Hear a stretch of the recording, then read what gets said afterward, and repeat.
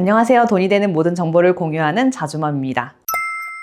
오늘은 법인을 활용해서 자산가들이 어떻게 절세를 하고 있는지에 대해서 자세히 설명드리도록 하겠습니다. 우리나라 증여상속세가 세계 1위인 건 아시죠? 이 세율이 50%라서 일본이 55%라고 해서 우리나라가 2등이다 이렇게 알고 계신 분들이 있는데, 그렇지 않고 우리나라가 글로벌 세계 1위 증여상속세율이 높은 나라예요. 그 이유는 일본은 유산취득세라고 해서 상속을 받는 만큼만 세금을 내고 있는데, 우리나라는 돌아가신 분 전체 자산에 대해서 상속세를 내고 있기 때문에 실질적으로 내는 실효 세율이라고 하는 건 우리나라가 글로벌 1등입니다. 1등, 그 1등의 기준이 굉장히 낮아요.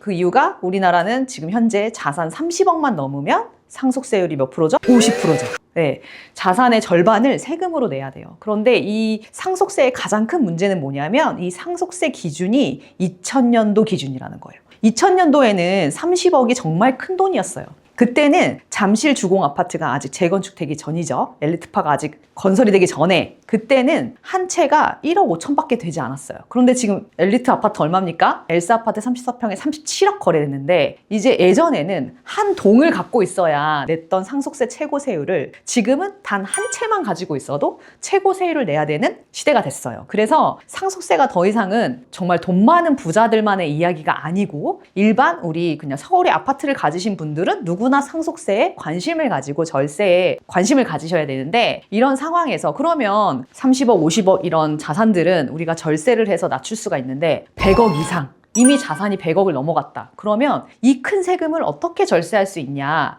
많이 물어보시는데, 오늘은 그 부자들이, 자산가 100억 이상 부자들이 왜 가족법인을 설립해서 절세를 하고 있는지 그 이유에 대해서 말씀드려 볼게요. 왜 법인이 개인보다 증여 상속세에 유리할까요? 그거는 증여 의제의 한도 금액 때문이에요. 증여 의제가 뭘까? 네, 증여 의제는 증여가 아닌데 증여로 취급받는 걸 이야기합니다. 그러면 우리가 그 부모 자식 간에 돈을 빌려주는 경우가 있잖아요. 그러면 얼마까지 무이자로 빌려줘야 된다고 알고 계시죠? 네. 2억. 네, 2억으로 알고 계시죠? 네네네.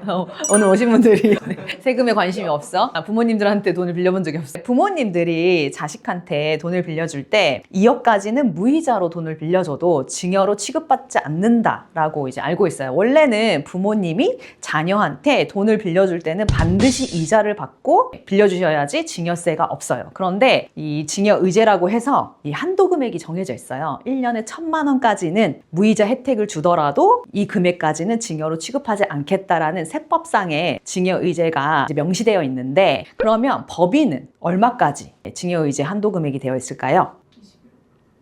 1억, 연간 1억. 그러면 요거의 차이를 한번 이제 제가 알기 쉽게 말씀드릴게요. 우리가 그냥 상식적으로 부모님한테 무이자로 빌릴 수 있는 돈을 2억이라고 알고 계시죠? 그게 그냥 2억이 딱 정해진 금액이 아니에요. 2억은 증여의제 연간 1,000만 원에 대한 이자예요.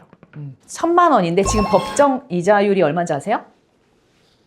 네, 다들 돈을 안 빌려보셨어요. 네, 무대출 분들. 네. 법정 이자가 4.6%거든요. 4.6%의 이자로 1,000만 원, 연간 1,000만 원의 이자를 내려면, 방정식을 풀어보면 원금으로 하면 이게 2.2억 1,700 이런 식으로 이제 뒤에 이제 끊이지 않는 그 소수점이 나오는데, 그래서 연간 2억 1,000만 원까지는 무이자로 부모님한테 빌려도 이거는 증여에 해당되지 않는다라고 상식적으로 많이 알고 계시죠. 개인 간의 거래에서는 연간 1,000만 원의 이자까지만 허용이 돼요. 그런데 법인은 이 한도가 1,000만 원이 아니고 1억이에요. 네. 그러면 법정 이자는 동일해요. 4.6%. 그러면 법인이 빌려줄 수 있는 돈은 얼마죠? 네, 21억. 부모님이 자녀 법인에 1년 동안 무이자로 빌려줄 수 있는 금액이 자그마치 21억. 이것 때문에 많은 분들이 법인을 활용해서 절세를 하고 계신 거예요. 개인으로 증여를 하면 21억을 빌려주면 세금이 얼마예요?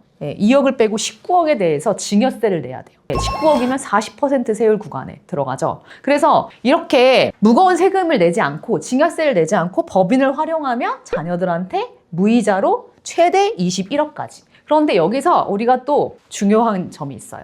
이거는 개인당이죠. 개인당. 개인 한 명당 2억, 개인 한 명당 21억. 저는 자녀가 둘 있습니다. 그러면 제가 우리 자녀를 2명으로 법인을 만들어 볼게요. 첫째 아들 50% 주식을 주고 둘째 딸에게 또 50% 주식을 줘서 100% 법인을 만들었어요.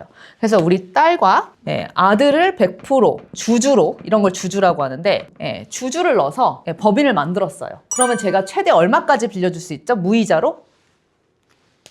어려운가요? 네. 개인당 빌려줄 수 있는 연간 무이자 한도 21억이었어요. 그러면 딸과 아들을 주주로 넣은 법인에는 최대 얼마까지 제가 무이자로 빌려줄 수 있죠? 네, 42억. 네, 42억을 그냥 증여세 없이 아이들은 빌릴 수가 있어요. 아이들의 법인을 활용하면. 그래서 부자들이 이렇게 법인을 활용해서 투자를 하는 거죠. 그러면 법인에 42억을 빌려주면 이 법인은 무엇을 해야 될까요? 뭘 해야 될까요? 네, 투자를 해야죠. 네, 42억을 그대로 갖고 있으면 안 되죠. 건물을 살 수 있죠. 42억 시드로는 건물 150억짜리도 살 수 있어요, 여러분. 최대 200억까지도 살 수 있고요. 네, 80% 대출이 되니까. 그래서 이렇게 법인의 무이자로 부모님이 돈을 빌려주는 걸 가수금이라고 합니다. 가수금은 빌려준 거기 때문에 언제든지 상환의 의무가 있죠. 상환하셔야죠. 우리 딸과 아들이 제가 이거를 무이자로 법인에 빌려줬지만 상환 의무가 있어요. 그런데 여기서 또 중요한 팁이 나갑니다. 이걸 우리 자녀들이 어떻게 갚을까요? 이걸 가장 많이 물어보시는데 그 비결이 법인 구조에 있어요. 이걸 어떻게 갚냐? 네, 물론 이제 갚는 방법이 두 가지가 있어요. 예, 이 법인이 200억짜리 건물을 사서 300억에 팔고 그 수익금을 다시 42억을 저한테 돈을 벌어서 갚을 수도 있고, 두 번째 방법은 채무 면제를 해줄 수가 있어요. 제가 이 돈을 법인에 빌려줬는데 제가 이거를 나는 이 돈을 받지 않겠다. 채무를 면제해 주겠다. 이거를 얼마까지 면제를 해줄 수 있냐? 1년에 1억씩 면제해 줄 수 있어요. 1년에 1억이라는 건 아까 얘기했던 그 증여의제에 포함됩니다. 증여의제 뭐라고 했어요? 법인은 연간 1억까지 이익에 대해서 증여세로 취급받지 않는다고 했죠. 1억 한도까지. 그래서 우리가 연간 이자 1억까지를 무이자로 빌려줘서 원금 21억을 빌려줬죠. 그런데 채무 면제는 별도예요. 채무 면제를 또 연간 1억까지 원금을 반환하지 않아도 돼요.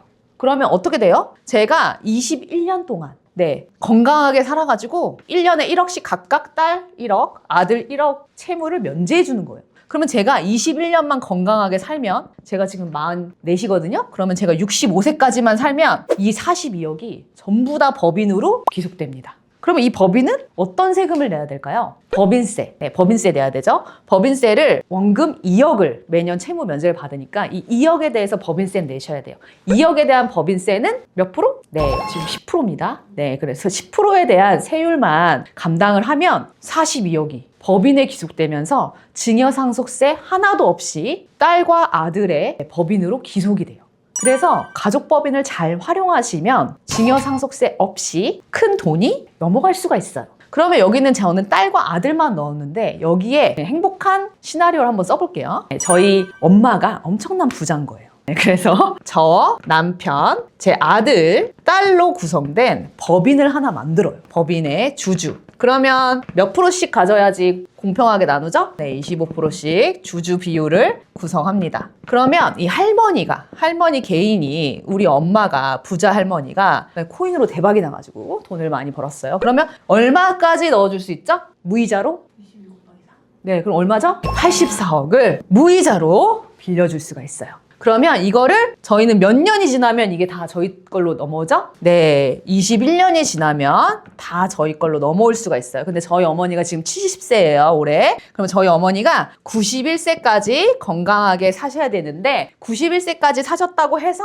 다 넘어오는 게 아닙니다. 법인에 어떻게 보면 채무 면제를 해줬잖아요. 채무 면제한 거는 이제 상속이 개시되고 5년이 지나야지 빠져요.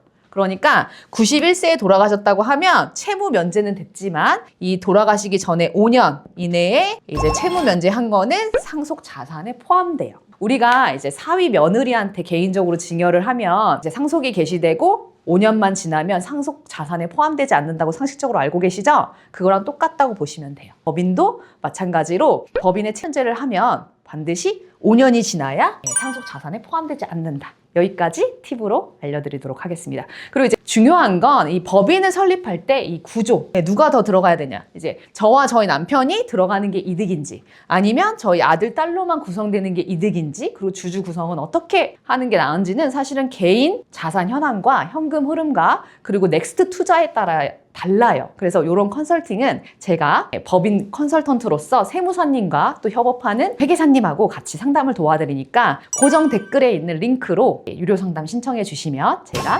친절하게 상담을 도와드리도록 하겠습니다. 주주 비율을 왜 똑같이 하냐면 똑같이 해야 똑같이 비율로 이제 21억씩 할 수 있어요. 대주주가 기준이에요. 대주주가 21억 가져가면 주주 비율로 받을 수 있는 가수금의 액수가 달라지니까 이렇게 그냥 간단하게 똑같은 비율로 했을 때 각각 21억이라고 알고 계시면 좋을 것 같아요. 그리고 증여의제는 중요한 게 합산되지 않는 거예요. 증여의제에 한 가지가 더 있는데 요거는 이미 법인이 있는 분들, 자녀 법인으로 또 연간 1억까지 초과 배당을 할 수 있는 또 카드가 남아있어요. 그래서 법인을 잘 활용하면 1년에 3억씩 세금 없이 내려갈 수 있다. 그래서 법인에 대해서 나는 절세를 하는 방법을 알고 싶다. 그런 분들은 저한테 1:1 상담으로 상담을 오셔도 되고, 저희가 3월 28일 날 안수남 세무사님하고 저하고 그리고 알파카 그 빌딩 중개, 빌딩 언니하고 콜라보 강의를 해요. 이 법인의 돈을 가수금으로 빌려주면 이 법인은 반드시 투자를 해야 이익이 남겠죠. 그래서 가수금을 빌려준 그 법인이 건물 투자하기 굉장히 좋은 시기입니다. 저는 올해가 건물 투자하기 좋은 시기라고 바라보는 게, 지금 건물은 아직 오르지 않았어요. 오른 놈들만 올랐어요. 그런데 부동산이라는 거는 흐르게 돼 있어요. 그래서 올해는 부동산 중에서도 건물 투자가 시그널이 좋은 것 같아요. 금리도 주택담보대출보다 낮고, 그리고 잘 고르면 좋은 투자처가 될 수 있어서 3월 28일 날 강의에 오시면 법인으로 어떻게 절세할 수 있는지, 증여 상속세를 다른 사람들은 어떻게 절세하고 있는지, 법인을 활용한 증여 절세, 상속세 절세 방법을 알려드리도록 하겠습니다. 28일 강의 신청도 구독, 좋아요가 아니지. 28일 강의도 고정 댓글 링크 확인해 주시면 유료로 신청하실 수 있습니다.